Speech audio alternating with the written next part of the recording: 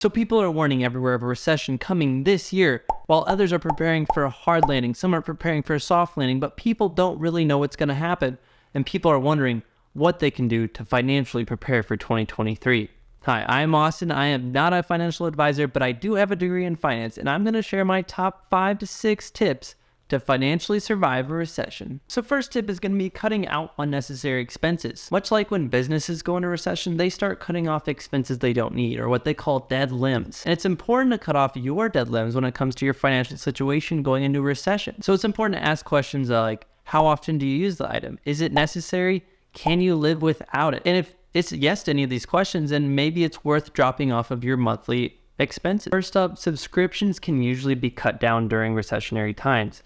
Do we need a Disney Plus, a Netflix, a Prime app, also HBO Max? Maybe it's important to just use one streaming service a month. That way you don't have all these other expenses piling up on top of each other. So you're spending maybe $20 a month instead of $100 a month on streaming services. It's even possible that you don't know all these monthly expenses that keep happening. I know this happens to me quite often, to where I've signed up for something months ago, or I did the free trial, and now there's a reoccurring charge, and that's how they get you. But there's apps like Rocket Money that can show you your reoccurring monthly expenses, and they will even negotiate on your behalf to cancel those monthly expenses. So you don't have to call someone, email someone. You just hit cancel on your app and it will do it all for you. So cutting expenses would also include your impulse expenses, meaning those expenses that you don't really need, but you just kind of want, and you spend that every single month. A good rule is to start with the 50-30-20 plan. And this is all after tax income, but basically 50% of your income should go towards things that are necessities for your life, including housing, rent, utilities, insurance, and different debt payments that you need to make. 30% of that can go towards wants. This includes your subscriptions, your movies, your concerts, stuff like that. And the last 20% goes to stuff like savings. And I'll go into more in depth on that later. So another way to cut some costs out of things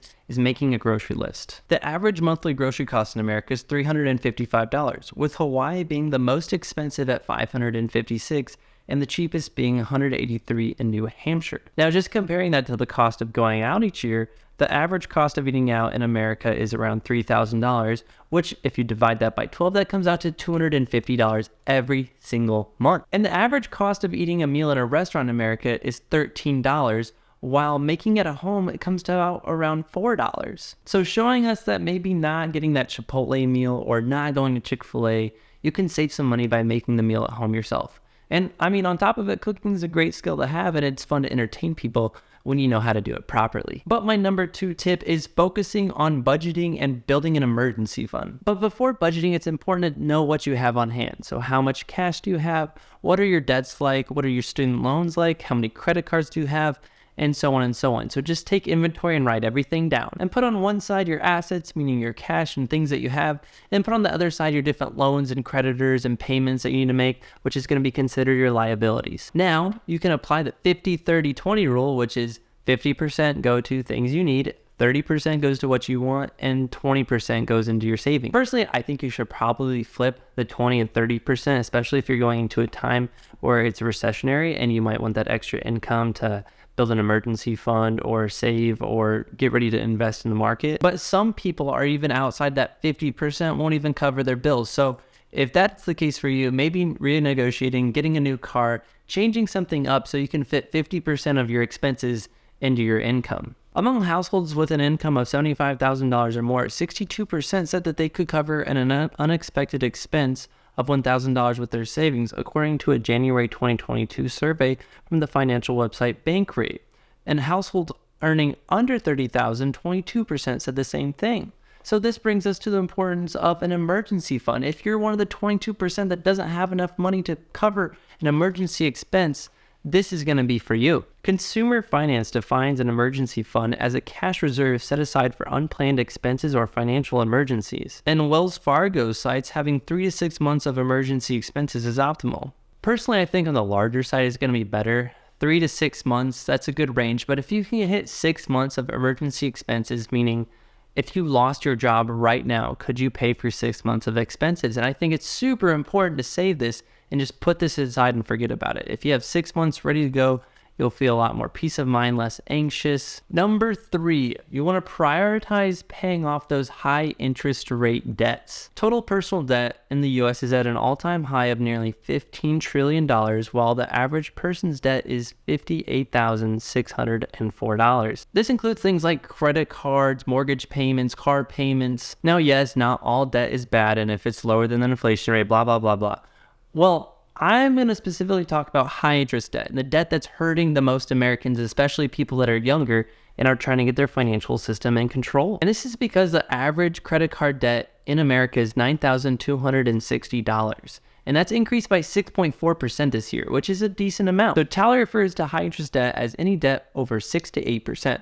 I'm going to be referring to any debt over 8%. And loans over 8% can look like a number of different things, like car loans, credit loans, payday loans, which are terrible, and maybe even mortgage payments. And I'm specifically going to be talking about credit cards as they're affecting the most Americans right now, but you can still apply to these principles to any other loan types. And my advice is to pay them off. I know, it's pretty boring and whatnot, but I don't think people really understand how bad this is hurting them. Average APR for a credit card is at 20.4%. And for new credit card holders, it's 23.39%. That means for every $1,000 that you put on your card, you're paying $230 for interest just to hold it there. And that's higher than pretty much any other type of debt right now. So you can see when people start putting large purchase after a large purchase on it and they forget about it and just pay the minimums, this can really add up and this can really take a financial burden on you. So if you can help it right now while you're maybe younger in your financial career, pay those off right away, and then you can start working on other things. There's no point of having any investments if you have credit card debt, because your credit card debt's basically going negative 23% every single year. So unless you have an investment that can do better than 23% every single year, you should be paying those off right away. But I'm no financial advisor, so you do you. But if you're in a spot where you have high amounts of credit card debt, it's gonna be okay. You can get through this if you just do this one simple thing. That means you're spending all of your money on your monthly expenses, and when I get that out of there and everything rests, I would be putting towards my credit card debt and paying that off as fast as possible. Maybe it takes a year, maybe it takes 2 years, but the important part is to get out of that, because that's going to be a financial burden over your head for way too long. Tip number 4, consider your career opportunities both now and in the future. Recessionary times often come with layoffs, as just this week we have seen the biggest layoffs from some of the biggest companies like the tech sector, with 40,000 jobs laid off between Google and Amazon and Microsoft. Sectors like tech are usually the first to go, but quickly to follow them are sectors like real estate, construction, manufacturing, and even retail. And in general, it's because people have less discretionary income to spend on goods and whatnot, so these companies have less money to pay their employees, so they need to do what you need to be doing and cutting expenses. But unfortunately, when they're cutting expenses, it means cutting off jobs, and people get laid off, and that's just a terrible situation. So it's important to reassess where you're at in that. If you're in a sector that's safe, awesome. You can use a side hustle to supplement income, but if you're recently laid off, it might be good to look at apps like DoorDash, Uber Eats, Uber, as these apps can make you actually a lot of money. As a side hustle with food delivery, you can make an extra $600 per month. Or with a ride-sharing service, you could potentially earning an extra $1,000. And when side hustles bring extra money, it's important to look at savings accounts. Yes, I know, that can be boring, but not with Yada Savings. Okay, listen to this. So Yada attempts to gamify the savings accounts by giving you a ticket for the money you have saved in every account. Every night there's a drawing, like a lottery, to see if you have won extra money. And you can keep your tickets for every drawing, rewarding those who save more. You can get free tickets for Yada Savings by using the link below. And this all comes down as personal savings rates are down to 2.4% this year, down from 7.1% the year before. And savings is so important, and this is besides your emergency fund, as during a recession, there's so many cool financial opportunities that come up. And if you don't have any money, you don't have anything to leverage with that.